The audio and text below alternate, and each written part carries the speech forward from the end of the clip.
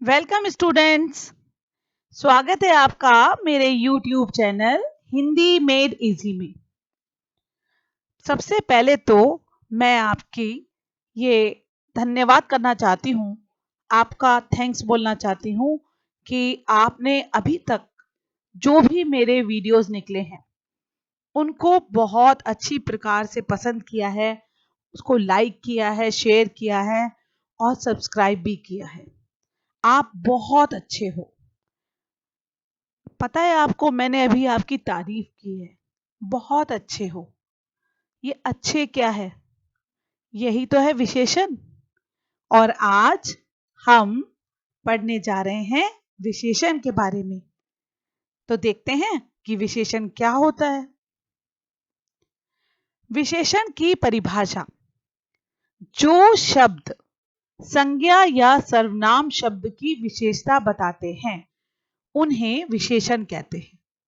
अभी मैंने कहा ना कि आप बहुत अच्छे हैं, ये आप क्या है? सर्वनाम। और यहाँ पे सर्वनाम की विशेषता बताते हुए मैंने कहा अच्छे। तो इस प्रकार जो किसी संज्ञा की या सर्वनाम की विशेषता, गुण, धर्म आदि बताए उसे विशेषण कहते हैं। अगर सरल शब्दों में देखें तो जो शब्द संज्ञा के अर्थ की सीमा को निर्धारित करे उसे विशेषण कहते हैं। जैसे यह भूरी गाय है, आम खट्टे हैं। तो यहाँ पर भूरी और खट्टे ये जो शब्द हैं गाय और आम की विशेषता बता रहे हैं, इसलिए ये शब्द विशेषण है। यहाँ काला विशेषण से घोड़ा संज्ञा की व्याप्ति मर्यादित हो गई है। कैसे? जैसे कि अगर हम किसी घोड़े के लिए कहते हैं कि घोड़ा काला है, तो घोड़ा क्या है? संज्ञा। तो इस वाक्य में जो मैंने अभी आपको बोला उसमें काला उसका विशेषण है। कुछ वैयाकरणों ने विशेषण को संज्ञा का एक उपभेद माना है, क्योंकि विशेषण भी वस्तु का परोक्ष नाम है। लेकिन ऐसा मानना ठीक नहीं, क्योंकि विशेषण का उपयोग संज्ञा के बिना नहीं हो सकता। दूसरा, विशेषण वस्तु का स्वरूप स्पष्ट करता है। इसका प्रयोग वस्तु को सजीव बना देता है। विशेषण संज्ञा के लिए एक आभूषण का काम करता है। जिस प्रकार आभूषणों के प्रयोग से किसी रूपसी कन्या का आप चित्रण कर पाते हैं, इसी प्रकार जो है हम वाक्य में जब विशेषण का प्रयोग करते हैं तो वो बिल्कुल आभूषणों से युक्त हो जाते हैं। ऐसे वाक्य प्रभावशाली लगने लगते हैं। तो विशेषण हमारी अनेक जिज्ञासाओं का समाधान करते हैं, अनेक प्रश्नों के उत्तर देते हैं। जैसे कैसा आदमी, बुरा आदमी, भला आदमी, कौन विद्यार्थी, पहला विद्यार्थी, दूसरा विद्यार्थी, कितने लड़के, 5 लड़के, 7 लड़के आदि। तो इस प्रकार हम आगे देखते हैं कि विशेष्य क्या होता है। विशेषण शब्द जिस संज्ञा या सर्वनाम की विशेषता बताते हैं वे विशेष्य कहलाते हैं। तो दूसरे शब्दों में विशेषण से जिस शब्द की विशेषता प्रकट की जाती है उसे विशेष्य कहते हैं। जैसे अच्छा विद्यार्थी पिता की आज्ञा का पालन करता है। इसमें विद्यार्थी विशेष्य है, क्योंकि अच्छा विशेषण इसी के लिए विशेषता बता रहा है। इसी प्रकार देखिए, जो शब्द विशेषण की विशेषता बताते हैं वे प्रविशेषण कहलाते हैं। जैसे यह लड़की बहुत अच्छी है, मैं पूर्ण स्वस्थ हूं। तो इन वाक्यों में बहुत और पूर्ण ये जो शब्द आए हैं अच्छी और स्वस्थ की विशेषता बता रहे हैं। तो जो विशेषण की भी विशेषता बताए उसे प्रविशेषण कहते हैं। विशेषण के प्रकार। विशेषण के निम्नलिखित 5 प्रकार होते हैं। पहला, गुणवाचक विशेषण। दूसरा, संख्यावाचक विशेषण। तीसरा, परिमाणवाचक विशेषण। चौथा, संकेतवाचक या सार्वनामिक विशेषण। पांचवा, व्यक्तिवाचक विशेषण। और छठा, संबंधवाचक विशेषण। पहला देखते हैं गुणवाचक विशेषण। वे विशेषण शब्द जो संज्ञा या सर्वनाम शब्द के गुण, दोष, रूप, रंग, आकार, स्वाद, दशा, अवस्था और स्थान आदि की विशेषता प्रकट करते हैं, वो गुणवाचक विशेषण कहलाते हैं। जैसे वह एक अच्छा आदमी है, ये क्या है? गुण। अच्छा होना एक गुण है। इसी प्रकार रंग बताना है, जैसे काला रुमाल या काली टोपी। इसी प्रकार आकार बताना है, तो उसका चेहरा गोल है। अवस्था देखिए, भूखे पेट भजन नहीं होता, तो ये एक अवस्था है। तो गुणवाचक विशेषण में विशेष्य के साथ कैसा और कैसी लगाकर प्रश्न करने पर हमें उत्तर मिल जाता है, जो विशेषण होता है। विशेषणों में इनकी संख्या सबसे अधिक है। इनके कुछ मुख्य रूप इस प्रकार है। जैसे कि गुणों में देखिए, गुण में क्या हो सकता है? भला, उचित, अच्छा, ईमानदार, सरल, विनम्र, बुद्धिमानी, सच्चा, दानी, न्यायी, सीधा, शांत आदि। इसी प्रकार अगर हम दोषों को देखें, तो दोष में क्या है? बुरा, अनुचित, झूठा, क्रूर, कठोर, घमंडी, बेईमान, पापी आदि। अगर रूप और रंग में देखें, तो लाल, पीला, नीला, हरा, सफेद, काला, बैगनी, सुनहरा, चमकीला, धुंधला, फीका। इसी प्रकार आकार को देखिए, गोल, चौकोर, सुडौल, समान, पीला, सुंदर, नुकीला, लंबा, चौड़ा, सीधा, तिरछा, बड़ा, छोटा, चपटा, ऊंचा, मोटा, पतला आदि। और स्वाद में देखिए, जैसे मीठा, कड़वा, नमकीन, तीखा, खट्टा, सुगंधित आदि। अगर हम दशा या अवस्था में देखें, तो इसमें आते हैं दुबला, पतला, मोटा, भारी, पिछला, फिर गाढ़ा, गीला, सूखा, स्वस्थ, कमजोर, बूढ़ा आदि। अगर हम स्थान देखें, तो उसके लिए हम उजाड़, चौरस, भीतरी, ऊपरी, पछिया, दाया, बाया, स्थानीय, फिर पंजाबी, अमेरिकी, भारतीय, विदेशी, ग्रामीण आदि।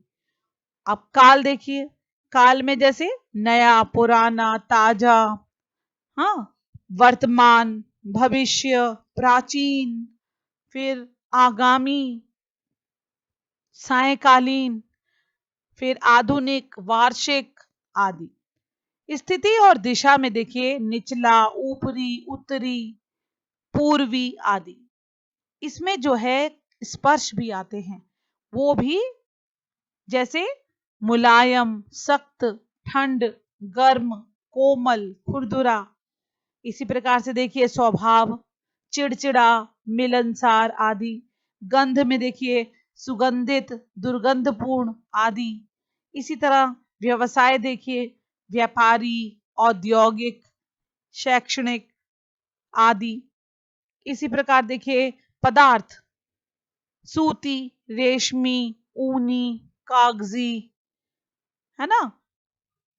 समय का देखिए अगला, पिछला, बौद्धकालीन, प्रागैतिहासिक, नजदीकी आदि। तापमान, ठंडा, गरम, कुनकुना। इसी प्रकार देखिए ध्वनि, मधुर, कर्कश आदि। भार, जैसे हल्का, भारी आदि। क्या वाचक विशेषण। वे विशेषण शब्द जो संज्ञा अथवा सर्वनाम की संख्या का बोध कराते हैं, संख्यावाचक विशेषण कहलाते हैं। दूसरे शब्दों में देखिए कि वे विशेषण जो अपने विशेष्यों की निश्चित या अनिश्चित संख्याओं का बोध कराएं, संख्यावाचक विशेषण कहलाता है।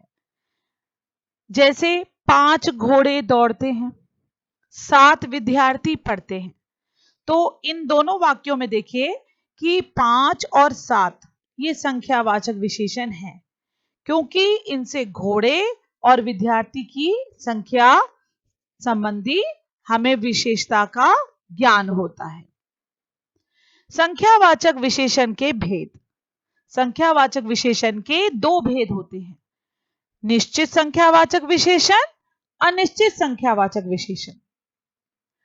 निश्चित संख्यावाचक विशेषण वे विशेषण शब्द जो विशेष्य की निश्चित संख्या का बोध कराते हैं, निश्चित संख्यावाचक विशेषण कहलाते हैं। अगर हम सरल शब्दों में देखें तो जिससे किसी निश्चित संख्या का बोध हो वह निश्चित संख्यावाचक है।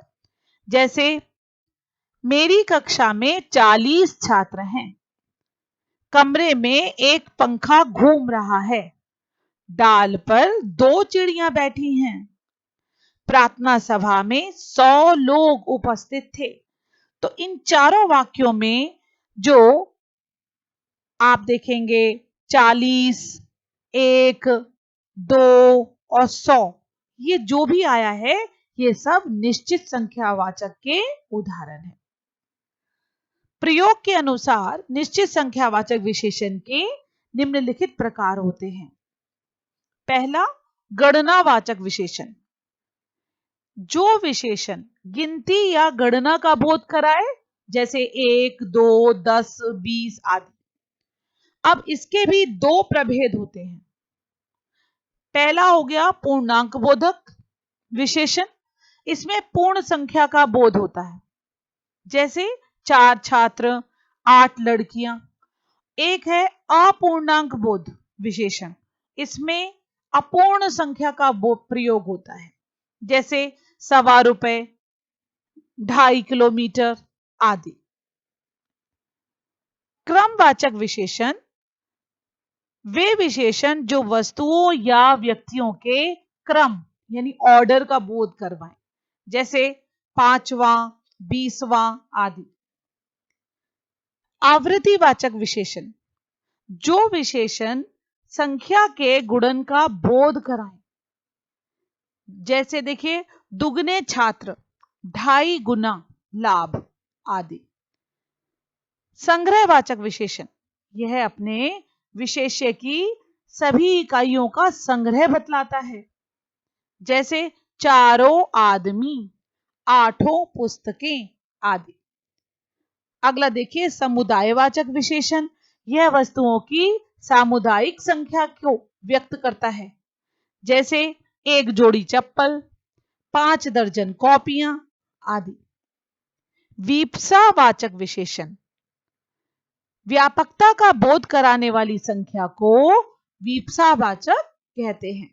यह 2 प्रकार से बनती है, संख्या के पूर्व, प्रति, फी, हर, प्रत्येक, इनमें से किसी के पूर्व प्रयोग से, या संख्या के द्वित्व से, जैसे प्रत्येक 3 घंटों पर यहां से एक गाड़ी खुलती है, 5 छात्रों के लिए एक कमरा है। अनिश्चित संख्यावाचक विशेषण।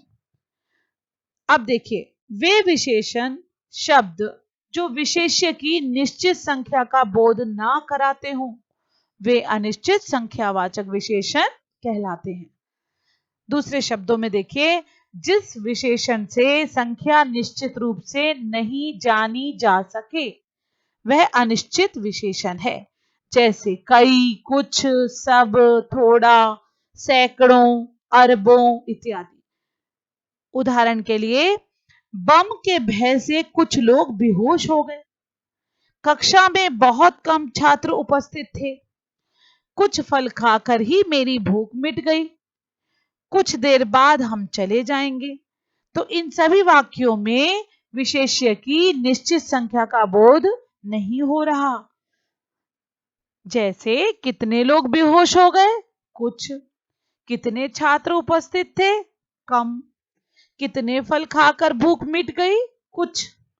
कितनी देर बाद हम चले जाएंगे, कुछ।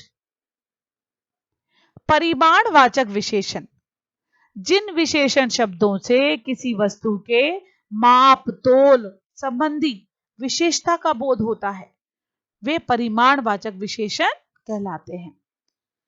दूसरे शब्दों में वह विशेषण जो अपने विशेष्यों की निश्चित या अनिश्चित मात्रा यानी परिमाण का बोध कराएं, नापतोल का बोध कराएं, वो परिमाणवाचक विशेषण कहलाते हैं।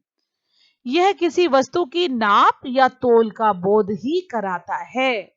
जैसे सेर, भर, तोला, थोड़ा, कुछ, सब, और। अब इस विशेषण का एकमात्र विशेष्य द्रव्यवाचक संज्ञा है। जैसे मुझे थोड़ा दूध चाहिए, बच्चे भूखे हैं, बारात को खिलाने के लिए 4 क्विंटल चावल चाहिए। तो दोनों उदाहरणों में थोड़ा अनिश्चित एवं 4 क्विंटल निश्चित मात्रा का बोधक है। परिमाणवाचक विशेषण के भेद। परिमाणवाचक विशेषण के 2 भेद हैं, निश्चित परिमाणवाचक, अनिश्चित परिमाणवाचक। तो निश्चित परिमाणवाचक जो विशेषण शब्द किसी वस्तु की निश्चित मात्रा या माप तोल का बोध कराए, वो निश्चित परिमाणवाचक है।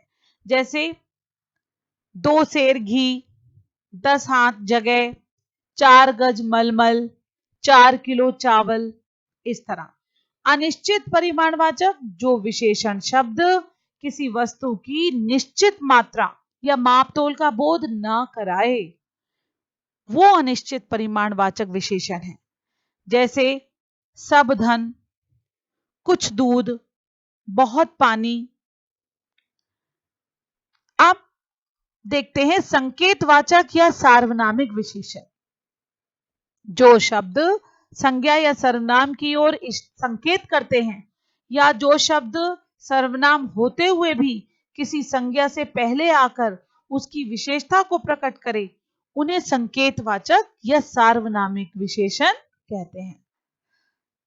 दूसरे शब्दों में मैं, तू, वह, इनके सिवा अन्य सर्वनाम जब किसी संज्ञा के पहले आते हैं तो वे संकेतवाचक या सार्वनामिक विशेषण कहलाते हैं। जैसे वह गाय दूध देती है, यह पुस्तक मेरी है। तो यहां पे देखिए गाय से पहले जो वह आया है वह सार्वनामिक विशेषण है। इसी प्रकार पुस्तक से पहले जो यह आया है यह भी सार्वनामिक विशेषण है। सार्वनामिक विशेषण के भेद। व्युत्पत्ति के अनुसार सार्वनामिक विशेषण के भी 2 भेद हैं, मौलिक सार्वनामिक विशेषण और दूसरा है यौगिक सार्वनामिक विशेषण। मौलिक सार्वनामिक विशेषण जो बिना रूपांतर के, रूप परिवर्तन के संज्ञा के पहले आता है। जैसे यह घर, वह लड़का, कोई नौकर इत्यादि। अब दूसरा देखिए यौगिक सार्वनामिक विशेषण जो मूल सर्वनामों में प्रत्यय लगाने से बनते हैं। जैसे ऐसा आदमी, कैसा घर, जैसा देश इत्यादि।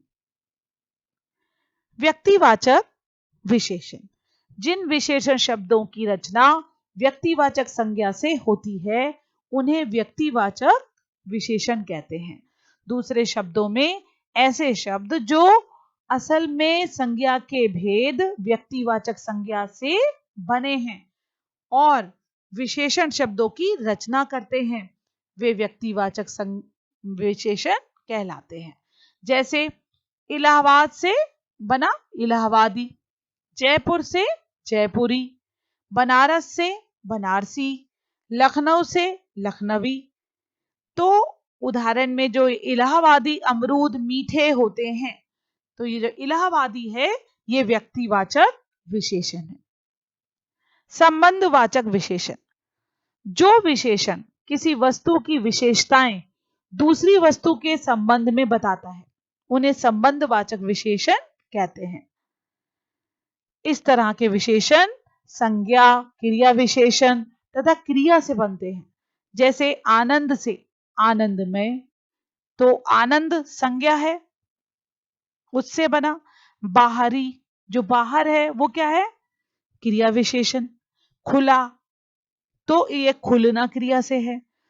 संबंधवाचक विशेषणों से सूचित होता है नंबर 1, वस्तु का लक्ष्य, जैसे जंगी जहाज, व्यापारी बेड़ा। दूसरा है देखिए देश या जाति से संबंध, जैसे भारतीय, रूसी, बंगाली। इसी प्रकार स्थान या वस्तु से संबंध, पहाड़ी, रेगिस्तानी, फौलादी, रेशमी, ऊनी, सूती आदि। और चौथा है विज्ञान, राजनीति, सामाजिक जीवन आदि से संबंध, जैसे वैज्ञानिक, भौतिक, गणितिक, राजनीतिक, सामाजिक आदि। विशेषण के कार्य, अब हम ये देखेंगे कि विशेषण का मुख्य कार्य क्या है। सबसे पहला है विशेषता बताना। विशेषण के द्वारा किसी व्यक्ति या वस्तु की विशेषता बताई जाती है। जैसे मोहन सुंदर है, यहां सुंदर मोहन की विशेषता बताता है। दूसरा देखिए हीनता बताना। हीनता क्या होती है, कमी। विशेषण किसी की हीनता भी बताता है, जैसे वह लड़का शैतान है, यहां शैतान लड़के की हीनता बता रहा है। अब तीसरा देखिए अर्थ सीमित करना। विशेषण द्वारा अर्थ को सीमित किया जाता है। जैसे काली गाय, यहां काली शब्द गाय के एक विशेष प्रकार का अर्थबोध कराता है। चौथा है संख्या निर्धारित करना। विशेषण संख्या निर्धारित करने का भी काम करता है। जैसे एक आम, 2, यहां एक शब्द से आम की संख्या निर्धारित होती है। पांचवा देखिए परिमाण या मात्रा बताना। विशेषण के द्वारा मात्रा बताने का काम भी किया जाता है। जैसे 5 सेर दूध, यहां 5 सेर से दूध की निश्चित मात्रा का अर्थबोध होता है। अब विशेष्य और विशेषण में संबंध क्या है, ये हम देखते हैं। विशेषण संज्ञा अथवा सर्वनाम की विशेषता बताता है और जिस संज्ञा या सर्वनाम की विशेषता बताई जाती है उसे विशेष्य कहते हैं। वाक्य में विशेषण का प्रयोग 2 प्रकार से होता है। कभी विशेषण विशेष्य के पहले आता है और कभी विशेष्य के बाद। प्रयोग की दृष्टि से विशेषण के भेद, तो प्रयोग की दृष्टि से विशेषण के 2 भेद हैं, विशेष्य विशेषण और दूसरा है विधेय विशेषण। पहला विशेष्य विशेष। अब ये जो विशेषण विशेष्य के पहले आए वो विशेष्य विशेषण होता है। जैसे रमेश चंचल बालक है, सुनीता सुशील लड़की है। इन वाक्यों में चंचल और सुशील जो है वो क्रमशः बालक और लड़की के विशेषण हैं, जो संज्ञाओं यानी कि विशेष्य के पहले आए हैं। दूसरा देखिए विधेय विशेषण। जो विशेषण विशेष्य और क्रिया के बीच आए वहां विधेय विशेषण होता है।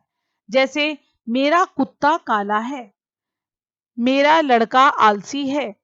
इन वाक्यों में काला और आलसी ऐसे विशेषण हैं जो क्रमशः जो कुत्ता संज्ञा और है क्रिया तथा लड़का संज्ञा और है क्रिया के बीच में आए हैं। तो यहां 2 बातें ध्यान रखनी चाहिए। पहली, विशेषण के लिंग वचन आदि विशेष्य के लिंग वचन आदि के अनुसार होते हैं। जैसे अच्छे लड़के पढ़ते हैं, आशा भली लड़की है। इस प्रकार से दूसरा देखिए, यदि एक ही विशेषण के अनेक विशेष्य हों तो विशेषण के लिंग और वचन समीप वाले विशेष्य के लिंग वचन के अनुसार होंगे। जैसे नए पुरुष और नारियां, नई धोती और कुर्ता।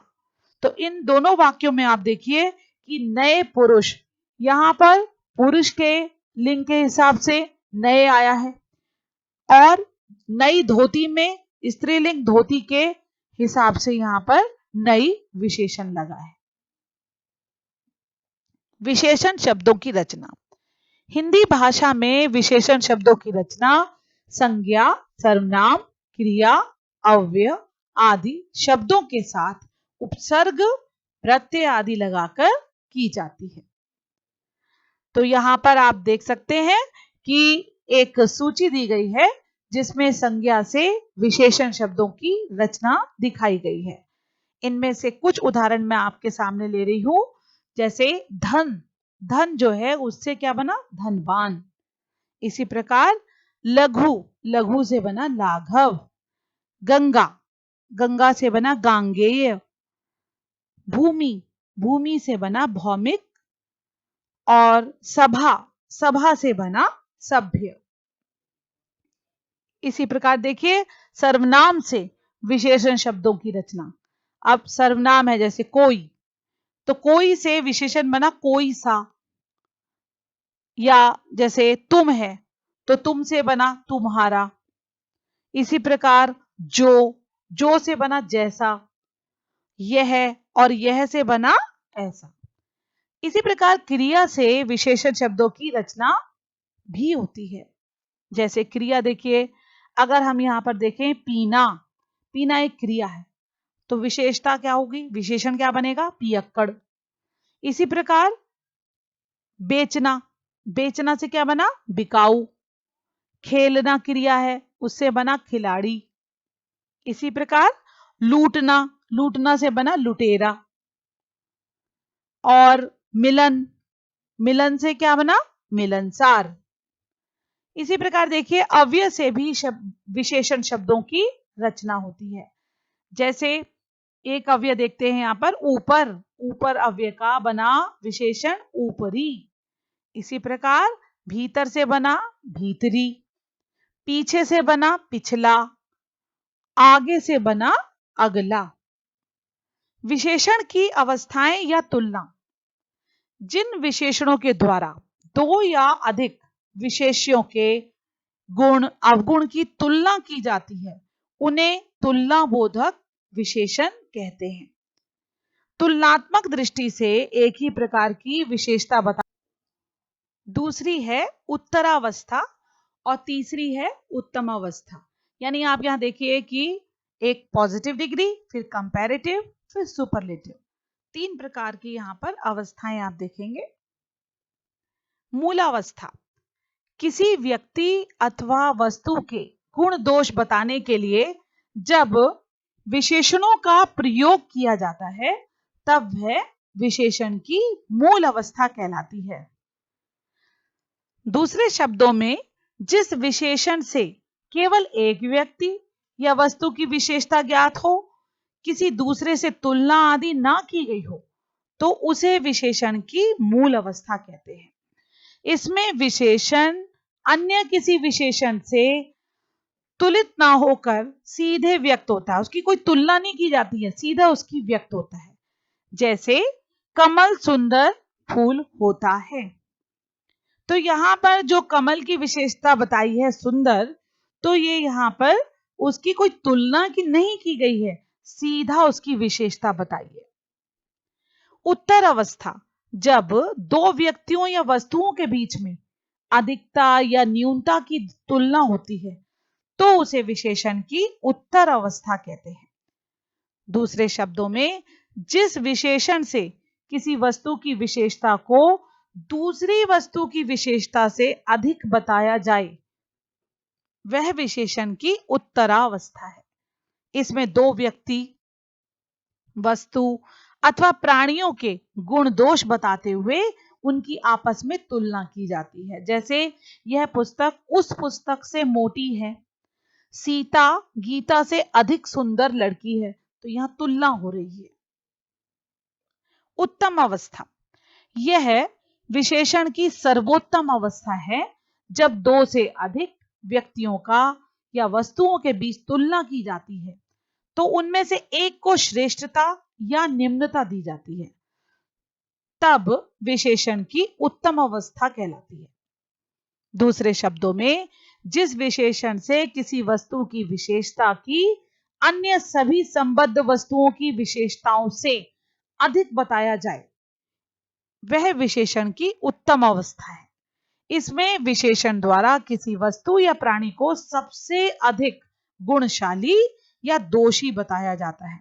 जैसे कपिल सबसे या सबों में अच्छा है, दीपू सबसे घटिया विचार वाला लड़का है, तुम सबसे सुंदर हो, हमारे कॉलेज में नरेंद्र सबसे अच्छा खिलाड़ी है। विशेषण की रूप रचना, विशेषण की रूप रचना निम्नलिखित अवस्थाओं में मुख्यतः संज्ञा, सर्वनाम और क्रिया में प्रत्यय लगाकर होती है। विशेषण की रचना 5 प्रकार के शब्दों से होती है। पहला है व्यक्तिवाचक संज्ञा, जैसे गाजीपुर से गाजीपुरी, मुरादाबाद से मुरादाबादी, गांधीवाद से गांधीवादी। इसी प्रकार दूसरा है जातिवाचक संज्ञा से, जैसे घर से बना घरेलू, पहाड़ से पहाड़ी, ग्राम से ग्रामीण, शिक्षक से शिक्षकीय, परिवार से पारिवारिक। इसी प्रकार तीसरा देखिए सर्वनाम से, यहां आप देखेंगे यह से बना ऐसा। इसी प्रकार यह से अगर हम संख्यावाचक विशेषण बना रहे हैं तो बना इतने। इसी प्रकार जब हम कहेंगे यह से इतना तो परिमाणवाचक विशेषण। जो से जैसे, जब हम जैसे बना रहे हैं तो ये प्रकारवाचक विशेषण है। जितने संख्यावाचक विशेषण है, जितना परिमाणवाचक विशेषण है, वह से वैसा यानी सार्वनामिक विशेषण का उदाहरण है ये। उतने संख्यावाचक विशेषण है, इसी प्रकार उतना परिमाणवाचक विशेषण है। चौथा देखिए भाववाचक संज्ञा से, भावना से भावुक, बनावट से बनावटी, एकता से एक, अनुराग से अनुरागी, गर्मी से गर्म, कृपा से कृपालु। इस प्रकार से ये भाववाचक संज्ञा से भी विशेषण बनते हैं। क्रिया से कैसे बनते हैं विशेषण देखते हैं। चलना से बना चालू, हंसना से बना हंसोड़, लड़ना से लड़ाकू, उड़ना से उड़नछू, खेलना से खिलाड़ी, भागना से भगोड़ा, समझना से समझदार। इसी प्रकार कमाना से क्या बना कमाऊ। विशेषण का पद परिचय, विशेषण के पद परिचय में संज्ञा और सर्वनाम की तरह लिंग, वचन, कारक और विशेष्य बताना चाहिए। उदाहरण के लिए, यह तुम्हें बापू के अमूल्य गुणों की थोड़ी बहुत जानकारी अवश्य कराएगा। इस वाक्य में अमूल्य और थोड़ी बहुत ये विशेषण है। अब इसका पद परिचय हम करेंगे तो कैसे होगा। अब इसमें अमूल्य को लेते हैं। अमूल्य क्या है, विशेषण है, गुणवाचक है, पुल्लिंग है, बहुवचन है, अन्य पुरुष है, संबंधवाचक है। तो इस प्रकार से ये बना। थोड़ी बहुत ये भी एक विशेषण है लेकिन अनिश्चित वाचक, संख्यावाचक है, स्त्रीलिंग है और कर्मवाचक है और जानकारी इसका विशेष्य है। विशेषणों का रूपांतर, विशेषण का अपना लिंग वचन नहीं होता, वह प्रायः अपने विशेष्य के अनुसार अपने रूपों को परिवर्तित करता है। हिंदी के सभी विशेषण दोनों लिंगों में समान रूप से बने रहते हैं। केवल आकारांत विशेषण स्त्रीलिंग में ईकारांत हो जाया करते हैं। अपरिवर्तित रूप देखिए, पहला उदाहरण बिहारी लड़के भी कम प्रतिभावान नहीं होते। दूसरा देखिए, वह अपने परिवार की भीतरी कलह से परेशान है। तीसरा, उसका पति बड़ा उड़ाऊ है। अब यहां पर देखिए परिवर्तित रूप कैसे। अच्छा लड़का सर्वत्र आदर का पात्र होता है, अच्छी लड़की सर्वत्र आदर की पात्रा होती है। हमारे वेद में ज्ञान की बातें भरी पड़ी हैं। सर्वनाम तथा सार्वनामिक विशेषण में अंतर। सर्वनाम संज्ञा के स्थान पर आता है, अतः सर्वनाम के बाद संज्ञा का प्रयोग नहीं होता। संज्ञा से पूर्व आने वाला सर्वनाम विशेषण बन जाता है, तब उसे सार्वनामिक विशेषण कहते हैं। जैसे वह कल आया है में वह किसी संज्ञा के स्थान पर आने के कारण सर्वनाम है। वह बालक कल आया है में वह संकेतवाचक या सार्वनामिक विशेषण है, क्योंकि वह बालक की ओर संकेत कर रहा है। तो इस प्रकार से आपने जाना विशेषण के बारे में। उम्मीद करती हूं कि आपको भरपूर जानकारी दी गई है और इसका आप खूब फायदा उठाएंगे। तो इसी के साथ मैं विराम लेती हूं। धन्यवाद।